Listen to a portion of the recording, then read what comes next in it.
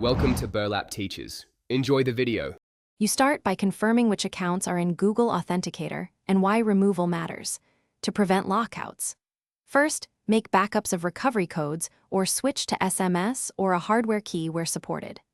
Once done, sign into each paired account on another device or browser session so you can change two FA settings without losing access.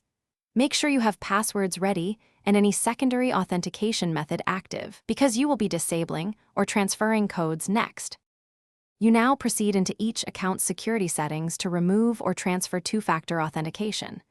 Navigate to two-step verification, choose the Authenticator app entry, and follow prompts to either remove it or replace it with a new authenticator or hardware key. Verify the action with a backup code, SMS, email, or security key so the site confirms it is you. Once the service shows two FA changed, test sign-in to ensure you won't be locked out when the app is gone.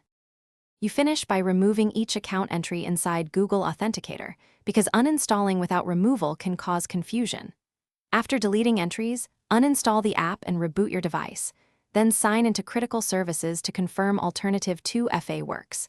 If something goes wrong and you cannot sign in, use stored backup codes or initiate each service's account recovery right away. Contact support if necessary. One troubleshooting tip: if recovery fails, prepare ID and proof of account ownership to speed manual restoration. Thanks for watching. Consider subscribing if this video helped you.